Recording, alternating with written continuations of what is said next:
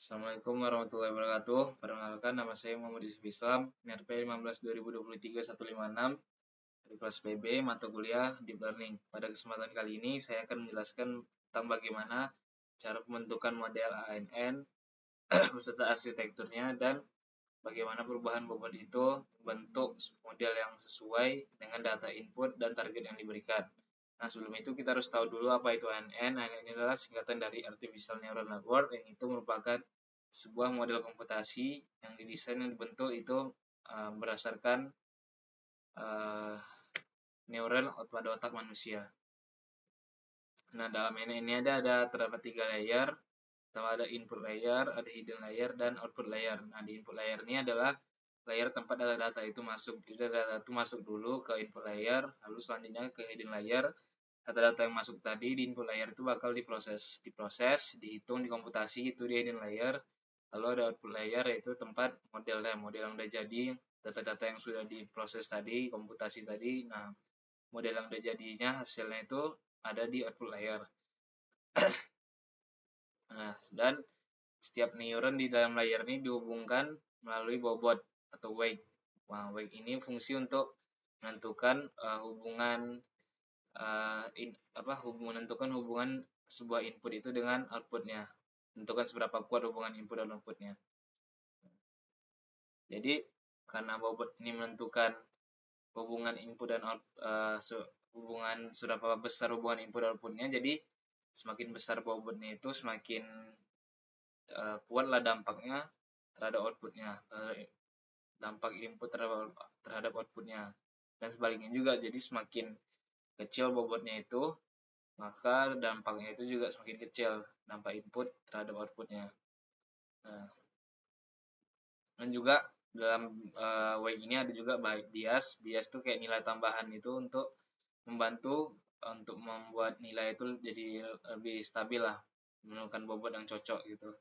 Kayak nilai bantuan aja bias tuh. Selanjutnya kita akan melakukan contoh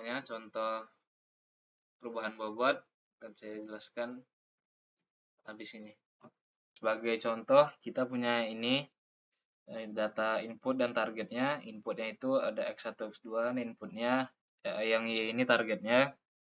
Nah, lalu tujuan dari ANN atau Neural Network itu, kita itu mempelajari bagaimana hubungan antara X1 dan X2 input ini dengan Y tadi targetnya. Sehingga model nanti dapat memprediksi nilai Y dengan benar, jadi target dengan benar.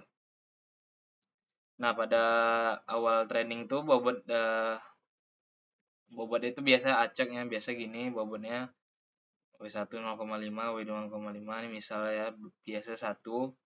Nah, dengan bobot awal tersebut, model dia nanti akan melakukan proses forward propagation, yaitu menghitung output berdasarkan input yang diberikan.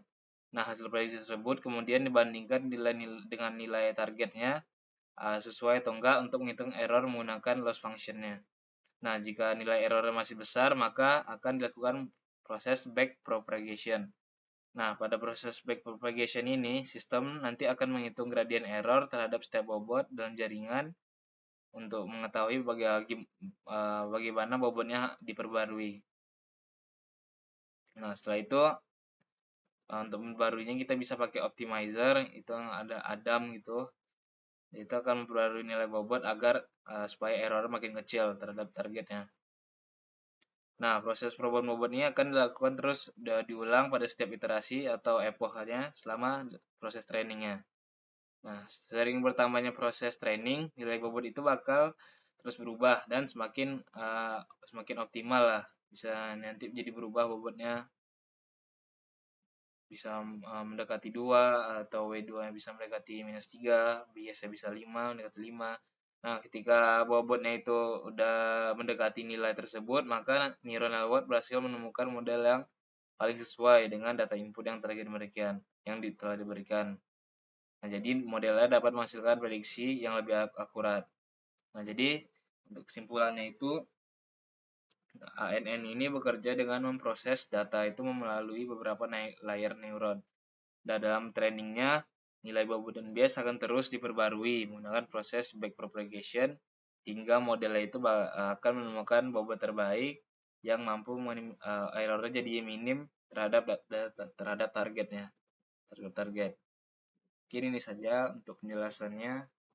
Mohon maaf. Wabillahi taufiq wal hidayah. Assalamualaikum warahmatullahi wabarakatuh.